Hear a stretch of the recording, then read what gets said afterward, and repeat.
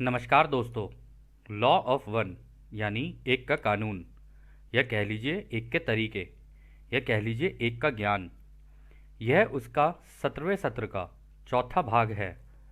दोहराया जाता है कि इस किताब द्वारा दी गई सभी सूचनाएं और जानकारियां आप जान भी सकते हैं, मान भी सकते हैं, नज़रअंदाज भी कर सकते हैं और सिरे से खारिज यानी नकार भी सकते हैं, क्योंकि यह आपकी फ्री विल है जो कि अनंत रचयिता द्वारा आपको दी गई है।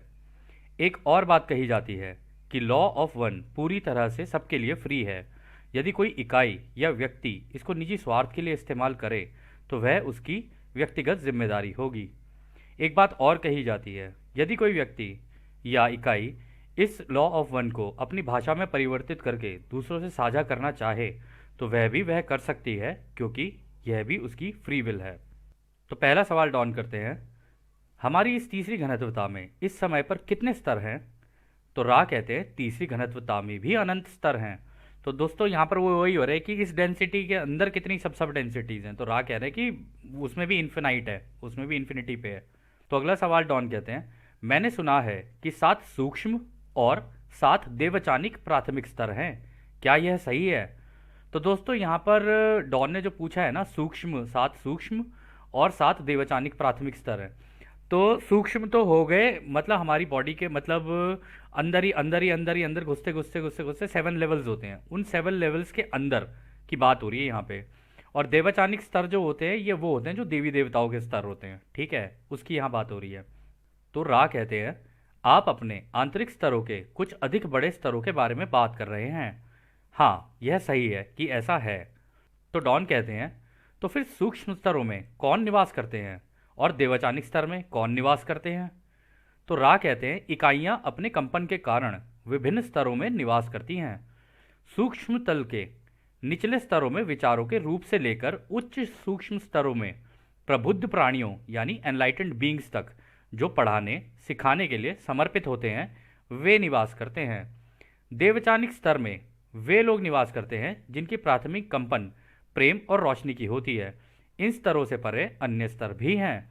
तो दोस्तों यहाँ पर जो उन्होंने कहा, जैसे हमारे यहाँ पे हमारे एनलाइटेंड टीचर्स आते हैं और जैसे हमारे ऋषि महर्षि आए, और हर धर्म में अलग अलग तरीके के लोग आते हैं जो अपनी पढ़ाई को अच्छे से करके उस लेवल पे पहुँच जाते हैं जहाँ पे उन्हें एक का ज्ञान हो जाता है। फिर वो सीखते और सिखाते हैं दूसरों को, ठीक है, ये इनको एनलाइटेंड बींग्स बोला जाता है। फिर देवाचानिक स्तर में वो ये कह रहे हैं कि ये वो लोग होते हैं जो उस लेवल पे पहुंच जाते हैं, जो सीखते सिखाते और अपने ऊपर काम करते करते, मतलब इस अभ्यास को करते करते वो रेनबो बॉडी में जब कन्वर्ट हो जाते हैं ना, उसको कहते हैं देवचानिक स्तर पे, कि अब वो सब कुछ हो चुके हैं। इस तरीके का हो जाता है फिर ये। तो आगे डॉन कहते हैं, तो क्या इनमें से क्या यह थोड़ा मुश्किल है? तो यहाँ पे थोड़ा सा कंफ्यूज हो जाते हैं डॉन। तो कहते हैं, क्या हमारे भौतिक स्तर में 7 उपस्तर हैं? यानी क्या हमारे शारीरिक रूप में जो अभी हमारा है इसके अंदर भी 7 लेवल्स हैं? तो रा कहते हैं, हाँ तुम सही हो, यह समझाना थोड़ा मुश्किल है। असीमित संख्या में स्तर हैं। आपके विशेष स्थान समय में मन शरीर आत्मा के 7 उपतल हैं। आप इन 7 स्तरों की कंपन प्रकृति का अनुभव कर पाएंगे जब आप भौतिक शरीर के ऊर्जा प्रवाह के केंद्र के अनुरूप विभिन्न स्तरों के अन्य लोगों से मिलेंगे। तो दोस्तों इसको समझने के लिए ना हम इस चित्र से समझने की कोशिश करते हैं कि यहाँ पर वो ये कह रहे हैं कि जब आप किसी से और से मिलने लग जाओगे ना तो सबका ना ऑरा अलग अलग होता है। आप यहाँ देखेंगे बेसिक ऑरा है रेड कलर का ऑरा, ठीक है, फिर उसके बाद अगला है आपका ऑरेंज कलर का ऑरा, फिर है आपका येलो कलर का ऑरा, फिर है आपका ग्रीन कलर का ऑरा, फिर आपका इंडिगो, ठीक है, और फिर आपका है वॉयलेट। तो इस तरीके से जैसे जैसे व्यक्ति आगे आगे निकलता जाता है अपनी जानकारियों में, प्लस अपने आप के ऊपर काम करते हुए अपने आप का ज्ञान लेना शुरू करता है और अपने इस ऑरा को और मजबूती से जान पाता है, तो धीरे धीरे उसका ऑरा ना उसके आसपास छलकने लगता है। तो जब आप उससे मिलेंगे ना उस व्यक्ति से, तो उसका ऑरा ही आपको अपनी तरफ आकर्षित कर लेगा। वो इस तरीके का होता है और हर किसी का अलग अलग होता है। किसी का बेसिक लेवल पे होगा, किसी का उससे ऊपर लेवल पे होगा, किसी का उसके ऊपर लेवल पे होगा। जो हायर चलते चले जाते हैं उनका ऑरा और हायर एंड पे जाता चला जाता है। तो आगे रा कहते हैं, अदृश्य या आंतरिक तीसरी घनत्वता वाले स्तरों में वे रहते हैं जो आपके जैसे जटिल प्रकृति के नहीं होते हैं। उनमें मन आत्मा का कोई रासायनिक शरीर नहीं होता है। फिर भी इन इकाइयों को एक सपने के भीतर एक कृत्रिम सपने के विभिन्न स्तरों में विभाजित किया जा सकता है। ऊपरी स्तरों में यहाँ पर होने वाले गहन सीखने सिखाने के कारण ज्ञान को वापस अस्तित्व के बाहरी स्तरों तक पहुंचाने की इच्छा कम हो जाती है। तो दोस्तों वो ये कह रहे हैं कि जो बाकी होते हैं ना, वो तो तुम्हारे सपनों में आ रहे होते हैं। तो कभी कभी होता है ना कि हमारे सपनों में भी हम लोगों को ऐसे बींग्स होते हैं या कुछ लोग होते हैं जिनसे बात करने के लिए मिल जाती है, और जो हमें लगता है ये है तो कुछ अलग, लेकिन वो होते ही हम जैसे ही हैं, ठीक है ना। आत्मा के अलग अलग लेवल्स हो सकते हैं। तो यहाँ पे वो कह रहे हैं इनके शरीर नहीं होते, अदृश्य होते हैं ये, ठीक है। ये सपनों के द्वारा तुम्हें दे सकते हैं इन्फॉर्मेशन जो भी है, लेकिन इनका ज्ञान जो होता है वो हम लोगों से लेवल का होता है। तो ये विचार का रूप ले लेते हैं, मतलब विचार का आकार लेके रहते हैं, बस इतना ही है वो। तो आगे डॉन कहते हैं, तो क्या यह आवश्यक है कि एक समय में एक ही स्तर पर प्रवेश किया जाए जिससे कि हम इन स्तरों के माध्यम से तीसरे भौतिक घनत्वता में आगे बढ़ पाएं? तो डॉन भी यहाँ पर ये कह रहे हैं कि क्या ये ज़रूरी है कि कैसे पहले किसी एक ही लेवल को समझा जाए और फिर धीरे धीरे करके आगे बढ़ा जाए? तो रा कहते हैं यह हमारा अनुभव है कि कुछ लोग एक समय में कई स्तरों में प्रवेश कर जाते हैं और कुछ लोग उनमें धीरे धीरे प्रवेश करते हैं, और कुछ उत्सुकता में तथाकथित निचले या अधिक मौलिक स्तरों की ऊर्जा को भेदने से पहले उच्च स्तरों में प्रवेश करने का प्रयास करते हैं। यह ऊर्जा के असंतुलन होने के कारण बनती है। आप देखेंगे कि ऊर्जा की इस सूक्ष्म बेमेल के कारण इस इकाई का स्वास्थ्य खराब रहता है, क्योंकि वह ऊर्जा के उच्चतर स्तर को अपने सचेत प्रयासों से सक्रिय करने की कोशिश करता है, जबकि उस इकाई के निचले ऊर्जा केंद्र या उपघनत्वताओं में प्रवेश नहीं किया होता है। तो दोस्तों यहाँ पे रा पता है क्या कह रहे हैं? रा कह रहे हैं कि देखो, नॉर्मली अगर किसी व्यक्ति को देखा जाए तो उसके नीचे के जो चक्र होते हैं ना, वहाँ से शुरुआत होती है। वो रेड चक्रा में जाएगा, फिर और ऑरेंज में जाएगा, फिर ऑरेंज से येलो में जाएगा, जो कि बेसिक चक्र है। जब वो क्या कहते हैं इंसानी रूप में अपनी ज़िंदगी जी रहा होता है सारी, फिर उसका धीरे धीरे दिल का चक्र खुलना शुरू होता है यहाँ पे, ठीक है ना। यहाँ पे आके हार्ट चक्र खुलना शुरू होता है। लेकिन मेडिटेशन में जाके कुछ लोग क्या करते हैं, नीचे के चक्रास के ऊपर तो काम करते नहीं है प्रॉपर। उनके दिमाग के अंदर ये रहता है मैं फटाफट अपनी कुंडलिनी जागृत कर लूँ ताकि मेरे पास इन्फानाइट इन्फॉर्मेशन आ जाए या इन्फानाइट सारी जानकारी हो जाए मुझे। उसके कारण होता क्या है, हो तो जाएगी ये भी एक्टिवेट, ठीक है, लेकिन बीच के चक्र जो होते हैं ना, उनका बैलेंस नहीं होता है। और जब उनका बैलेंस नहीं होता है ना, तो व्यक्ति बैलेंस में नहीं रहता, उसकी तबीयत खराब हो जाएगी, या स्किज़ोफ्रेनिया हो जाएगा, या इस तरीके की कोई ना कोई दिक्कत उसको हो ही जाएगी अगर उसने अपने साथ जोर ज़बरदस्ती करके इस तरीके से की। हालांकि ध्यान अवस्था में जोर ज़बरदस्ती नहीं होती, लेकिन ध्यान अवस्था में जाके कोई भी व्यक्ति ढूंढने की कोशिश करता है, ढूंढने की इच्छा व्यक्त करता है अपनी, तो ढूंढते ढूंढते ये हो सकता है कि वो अपनी कुंडलिनी जागृत कर ले। तो उस वजह से डिसबैलेंस भी हो सकता है, इसलिए अपने चक्रों को एक एक करके खोला जाता है। उसके तरीके बहुत हैं। आप बाकी और भी ट्रेडिशंस में देखेंगे या हर जगह देखेंगे ना, इनके तरीके होते हैं खोलने के, ठीक है। एकदम से ऊपर की तरफ नहीं जाया जाता है, धीरे धीरे धीरे धीरे धीरे धीरे खोले जाते हैं। और ये मेडिटेशन में धीरे धीरे ही होता है काम, ऐसे नहीं कि एकदम से ही उछल के सीधा यहाँ पहुँच गए कुंडलिनी पे। तो आगे डॉन कहते हैं, क्या ध्यान करने का कोई श्रेष्ठ तरीका है? तो रा कहते हैं नहीं, ऐसा कुछ भी नहीं है। तो दोस्तों ध्यान की कोई ऐसी चीज़ नहीं है, मतलब मेडिटेशन का कोई ऐसा नहीं है कि कोई एक एक ही पर्टिकुलर तरीका है उससे आप करोगे तो उसी से ये चीज़ हो पाएगी। अब जैसे हमने आपको बताया हमें हेमी सिंक पसंद है, हम हेमी सिंक को बेटर इस्तेमाल कर पाते हैं। हमने और भी मेथड ट्राई किए थे पर नहीं हो पाया, कोई बात नहीं, हमें हेमी सिंक बेटर लगा। हालांकि है वो इंग्लिश में, लेकिन हमें वो सही लगा तो हम उसको कर लेते हैं, ठीक है ना। लेकिन कई लोगों ने उसी हेमी सिंह को हिंदी में भी ट्रांसफ़र करके उसको करने की कोशिश की और उन्होंने भी अच्छे खासे रिजल्ट पाए हैं।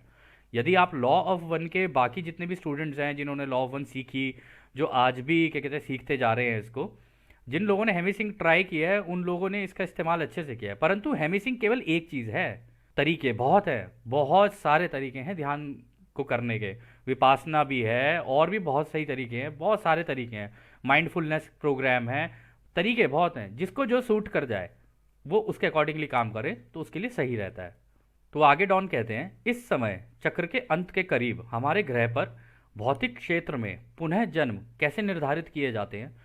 तो डॉन यहाँ पे पूछ रहे हैं कि अब जैसे हमारा जो युग है अब एंड पे आ चुका है, तो अब यहाँ पे जो लोग पैदा होते हैं उनका ये निर्धारित कैसे किया जाता है कि कौन आएगा कौन नहीं आएगा, इस तरीके से।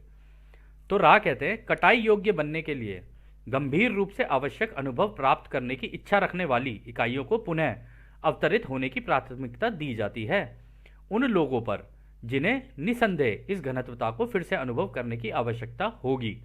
तो यहाँ पे वो कह रहे हैं जिनको एंड तक पहुँचते पहुँचते गंभीर यानी सीरियस टाइप की अनुभव, जो मतलब किसी भी तरीके के हो सकते हैं, हम लोग आजकल देख ही रहे हैं सारी चीज़ें सीरियस ही होती चली जा रही हैं। मतलब वो फन पार्ट तो थोड़ा सा कम ही हो गया ऑलमोस्ट सभी का, लेकिन हाँ कुछ लोगों का अभी भी चल रहा है, उनका चल रहा है तो उनका भी ठीक ही है।